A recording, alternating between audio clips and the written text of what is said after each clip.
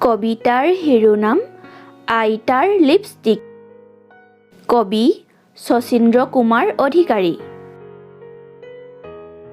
আইতাৰ দুয়ো ওঠ ৰঙা টিক টিক, লগাই সদায় চাগে তেওঁ লিপষ্টিক।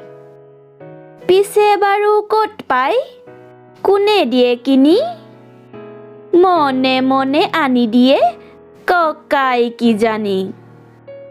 এই ভাবি কথাষাৰ সুধিলোহে গৈ, হাঁহি হাঁহি আইতাই ঢেক ঢেককৈ, বটাটোৰ পৰা আনি তামোল এখনি, খুন্দনাত সুমুৱাই দিলে চূণ সানি।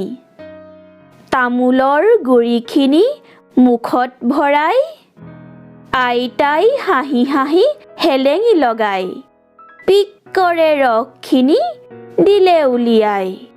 দেখি মই হতবাক, কিনো কথা পাই, ৰঙা চিঙা পৰি গ'ল ওঠ আইতাৰ, লিপষ্টিকতকৈওচোন এই ৰং ছাৰ। আইতাই ক'লে, বোপা এয়ে লিপষ্টিক, অসমীয়া নাম তাৰ তামোলৰ পিক।